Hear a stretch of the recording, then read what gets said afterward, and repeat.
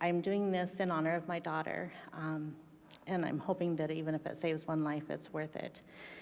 She died on July 4th, 2009 at the age of 35. She taught 4th grade at University Place Primary. I always knew she'd be a wonderful teacher, but I didn't know how wonderful until she passed away, and all of the colleagues that she had, and even the superintendent called me and told me how wonderful she was with kids.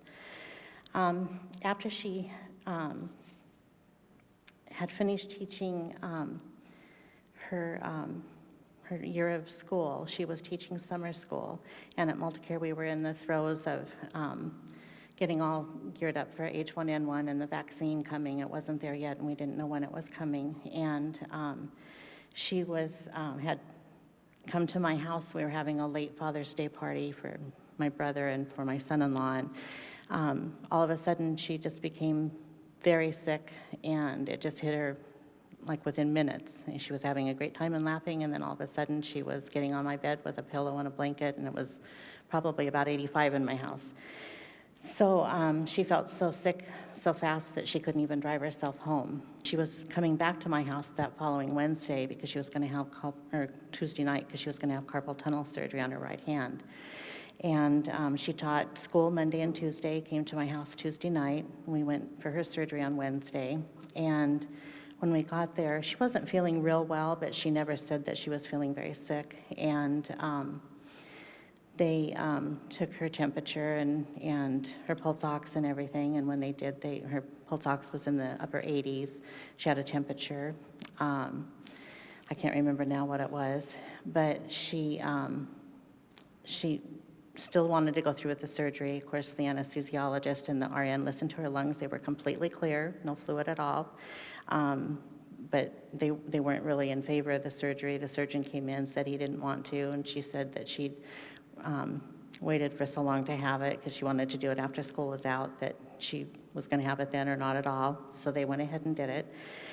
And they didn't put her under, they just did a local, and she actually felt great after the surgery, did really well at home. And then Thursday, she did well when she got up, and she had a pretty good day, but in the evening she spiked a fever. And they told us if she spiked a fever that we needed to take her to the emergency room. And I had to go to work just for a few hours and do time cards, and when I came back, my other daughter had stayed with her, and she told me about the fever, and so I said, Hillary, we need to go to the ER. And she argued and said she wasn't going to go, and what do you tell a 35-year-old woman? But anyway, I told her, I said, well, we'll take your temperature again. If you still have a fever, you're going.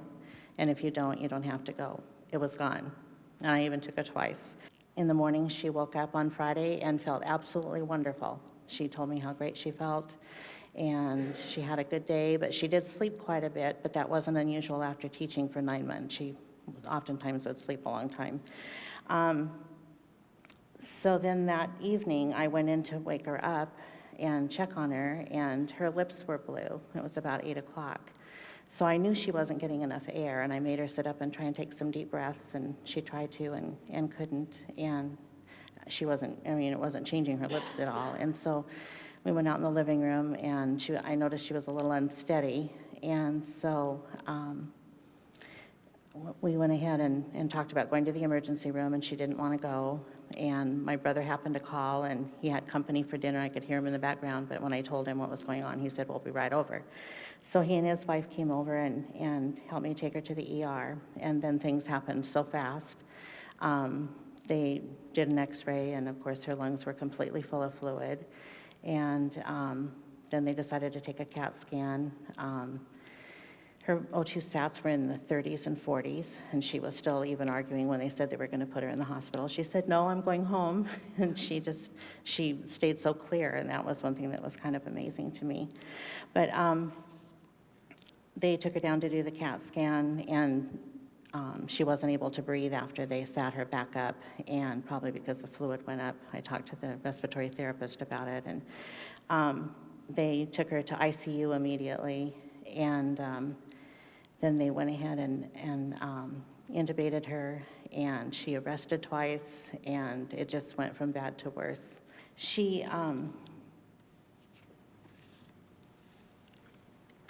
was always the life of the party when we had family get-togethers, and it's left such a big hole, I can't even tell you. And we have a small family, so it's more noticeable, I think, than if you have a large family. It would be not easier because you still have that void there. But it's made it very difficult for my daughter. They were best friends, and it's just been a really hard time. When the medical examiner called me a week later after she died, he said that her lungs were so full of fluid that they were solid instead of like sponges. And of course, she tested positive for H1N1. And it was just amazing to me to think that on Wednesday her lungs were completely clear, and by Friday they were completely full. And for her to not ever struggle for breath or even to say she couldn't breathe. I don't know why that was, and I'll always wonder why it seemed that way, but it just was an unbelievable situation, and I still can't believe that it happened. Thank you for listening to me.